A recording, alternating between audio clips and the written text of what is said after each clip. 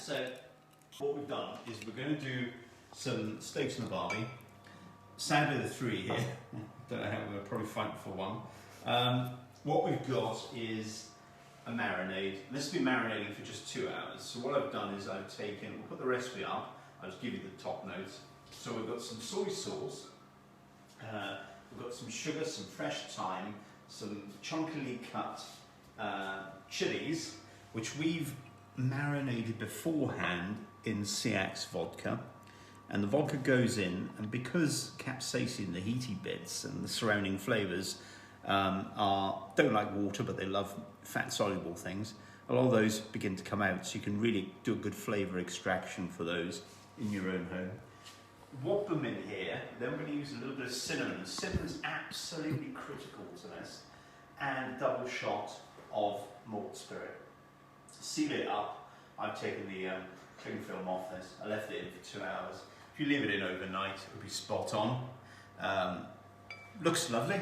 And all we're going to do, depending on how you cook your meat, is whop it on a barbecue and put the smoke flavours in here. Now, because we've got some alcohol, those smoke flavours are really going to be able to stick, because normally smoke is going to be solubilised in the fatty bits of the meat, but we've now got an additional layer with the sugar, which is going to act like a pelham.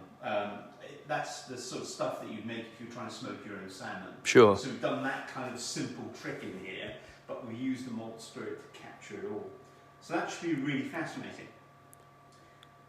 Now what we're going to do is go for a stroll through the Somme that is the garden and see if the barbecue hasn't gone out.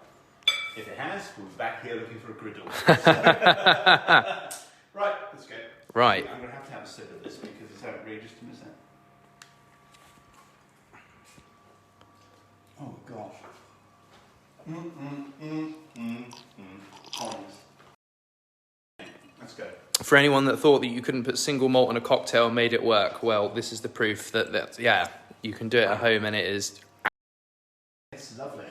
After me. Are we taking anything else out, or have we got everything? I think we're okay, actually. Well, we might come back for a plate, but you can... Sure. Yeah. Here we go. Excuse the mess. Sorry. Hands and parts.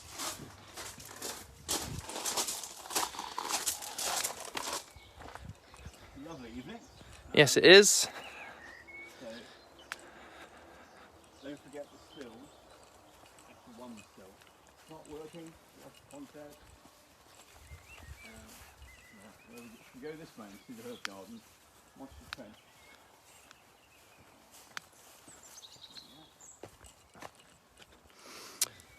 This is the part of the manor that for a long time we thought was the oldest part of Tregudick Manor. We actually recently found out it was one of the newest parts.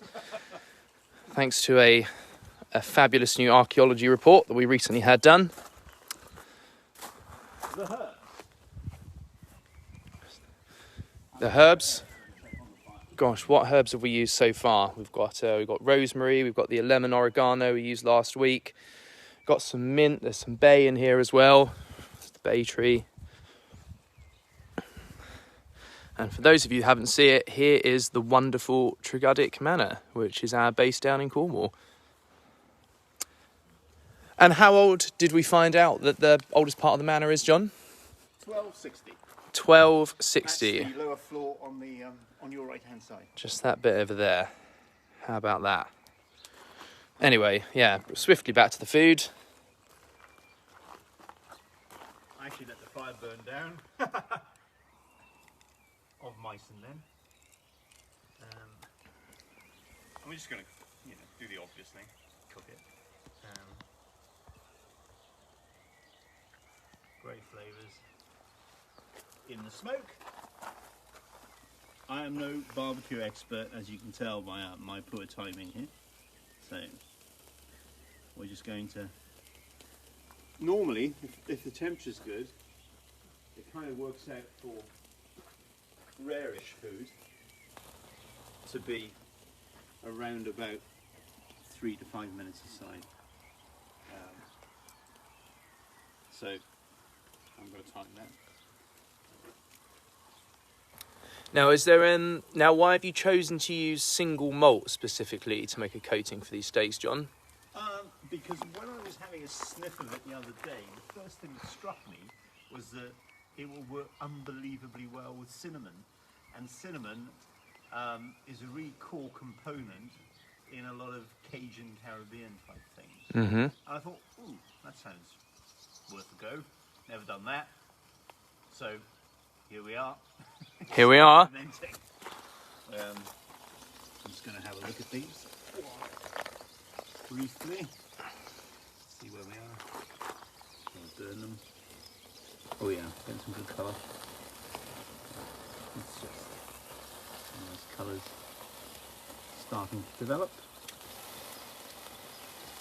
Now normally, anybody who's seen me barbecue before knows one thing that happens, I generally burn myself. So I won't bore with anyone with all the health and safety precautions that this is a private site. I can abuse myself in my own house. this is cooking at home after all. The smells coming off actually are absolutely glorious. You know, we should have had a good time. 2 hours, overnight's ideal for this kind of thing, but 2 hours, you know, we'll probably get away with it. It'll be reasonably tasty.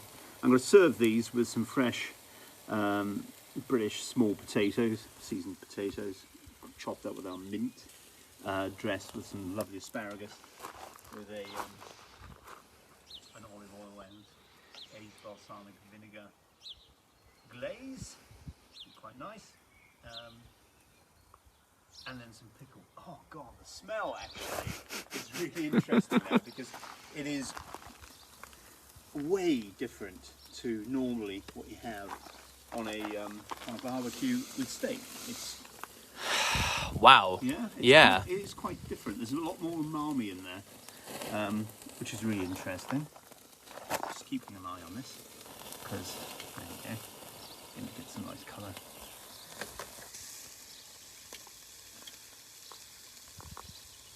Now there are a million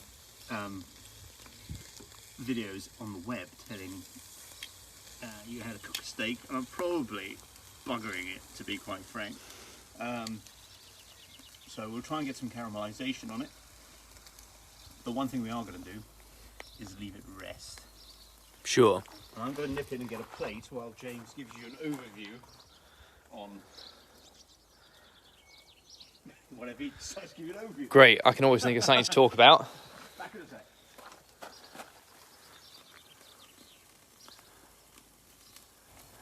So for those of you, again, who knew it was World Whiskey Day yesterday, on our if you've got our Instagram feed of English Spirit UK, you can see a couple of cocktails that I made up using our single malt spirit.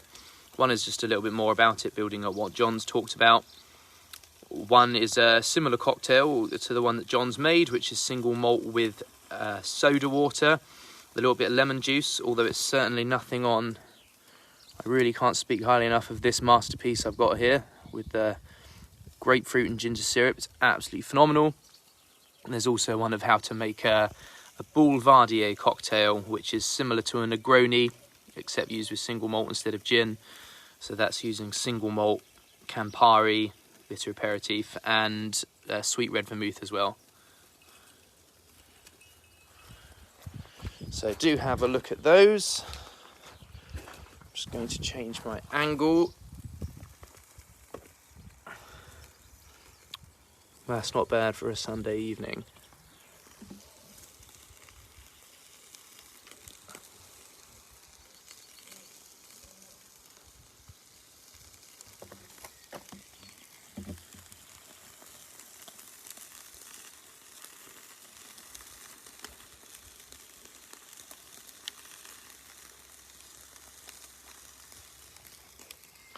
Remember, if anyone has any questions they'd like to pose about anything we've done, either something John's done already, something to clarify, or if you're just interested, do let me know and I can answer them as you're watching.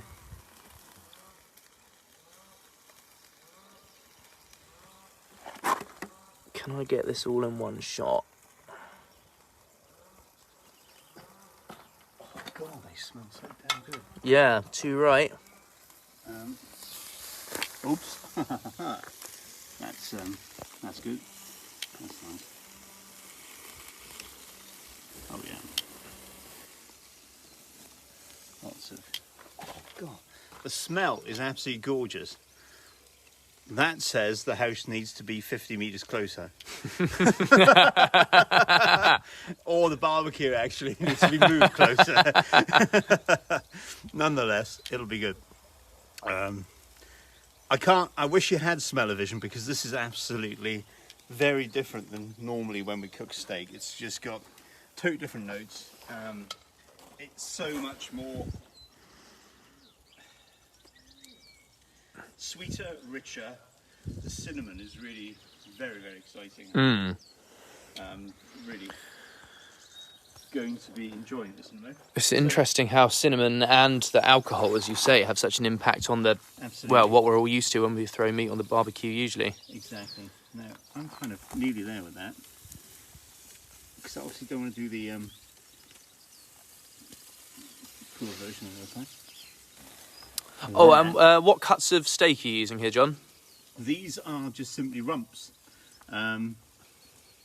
Yeah, just, they're great. Really. Great, so this is certainly achieved. As long as you can get a good cut of whatever it is, then... The critical bit now is to leave these rest. I'm going to do them at different amounts of cooking, because, you know, some people like them rare, some people like them medium rare, some people like them a lot less cooked. Personally, I prefer mine a lot less cooked, on the bluer side of things. It's handy, so do I. Let's see if we've got any. So I'm just going to get some more colour on this. There we go. And then we shall retreat inside. A, because I'm really got an appetite, and B, because it'd be interesting to see. Oh God, I mean, have a whiff, because the marinade is definitely there. Gosh, yeah. I mean, So you mean like sweetness as well? Yeah. And it's kind of, yeah. It's kind of akin, and not in a porky sense, but to barbecued ribs, which have often got a lot of other bits and pieces knocking around in the marinade. That's interesting. Yeah. And I'm picking up a lot of that. Obviously, it still smells of beef. But oddly enough, the malt spirit, that sweet maltiness, is still lurking in there. So it's interesting. And for anyone that hasn't tried our single malt spirit before, one of the biggest differences to taste is there's some really great sweet notes in there, as well as the you can really get the malt from the base ingredient. It's got a gorgeous honey caramel notes to it. It's not sickly or saccharine at all, but it's just a really lovely sweetness that really comes through in what we're doing here. So absolutely, it's unavoidably malty, which is reassuring for something called single malt. Okay, we're good on that. So we're going to leave these rest as we trundle through, and see what we've got. Let's go and place up.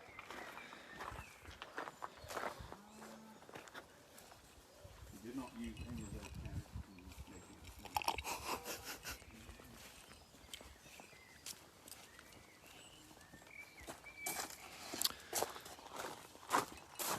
if you're just joining us, bear with us just a moment. We're just heading back inside with our freshly seared steaks.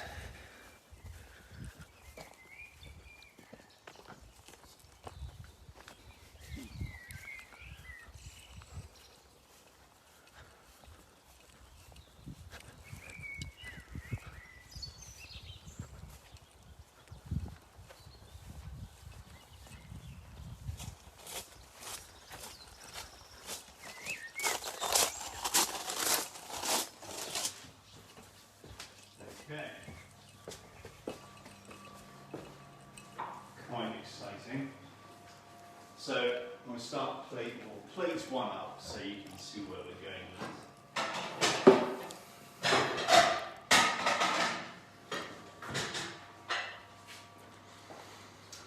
Now you could also just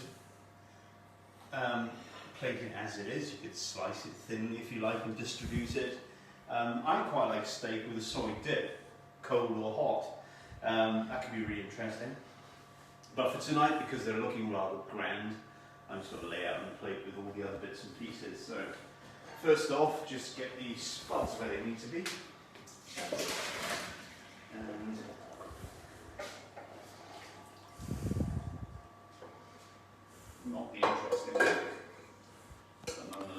I can just get that in there. There we go. Just grab some spuds. Going to move those along. It's Britain and it's summer, so minted potatoes. I mean, you can't beat it really. Why would you bother? Handful of mint from the garden. I like Malden sea salt because it's just superb. You can do this with butter. I quite like olive oil. This is the place to use virgin extra oil rather than anything else because it's a dressing oil, finishing oil. And that's what we've got there. Just run that around a bit. And that'll do nicely. Got some asparagus, which I've just prepped. Boiled in bundles, peeled. It's rather nice. Oops. Clearly, I don't quite know what I'm doing, but here we go. Just got some balsamic vinegar here. Just put a trace of that across there. It's aged balsamic vinegar. If you've never tried aged balsamic vinegar, have a go because it is very different. It's delicious, a little bit expensive, but worth a treat. So that's our asparagus. Warpath steak, and this is just gorgeous. Oops, I'll clear that up in a minute. And then just a few spices around there. And I'll give that a bit of mint. On the side, over there. Oopsie. And a little wipe down the plate. And then, as ever, James will be telling us his view on things. Social distancing. You'd like me to cut you a slice of beef, James? Yes, please. Just grab a knife. Good. You can adorn it with more chilli if you like. So I'm just going to cut that through there. And not quite. That's medium rare. So I'll just pinch that off the see what end. you think.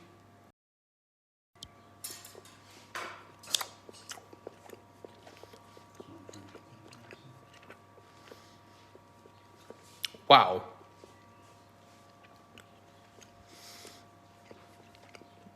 Sweetness of cinnamon, as you say, is just... That is straight to Cajun right there. Certainly about it being more akin to a barbecue rib in terms of how the sauce works. And sweetness helped with a single malt as well. Mm-hmm. I've never thought of doing that. It's good fun. Spirits can. There we go, that's it. So, Hang on, what about the pickles? oh gosh, yeah. We can't forget about those. I like serving these with pickles, so we've made some pickles here. These are so simple to make. I highly recommend you trying some. So this is just a standard pickly agent. 500 grams of water, 200 grams of white wine vinegar, 200 grams of sugar, and whatever herbs and spices you want to flavour it with. I use thyme, bay, heads of garlic, and a little bit of chilli. Bring to the boil until all the sugar's dissolved. Stack whatever you want in here, and I just got rid of stuff in the fridge basically. So I've got celery, I've got cucumber, I've got sweet peppers, I've got spring onions split down the middle, I've got some cloves of garlic in there. And you just pour your hot preserve over it, seal it up, leave it cool, eat it as soon as it's cool, and it will last for up to a year. Really very fun. Try it. You can have anything you like. Great with cheeses, great with big cool meats. In this circumstance, I wanted to marry the sweetness of the bourbon style single malt cinnamon with the acidity of the pickles, just to see if that was interesting. So we're kind of doubling up. Sure. It's Ploughman's dinner. Well, if that was a ploughman's dinner, where do I sign up to be a ploughman? John Deere these days. Wonderful. Well, I think that's us then, John. Absolutely. I would recommend you get in the kitchen and have a go, because it's too close to my dinner time now, so I'm going to have some celery.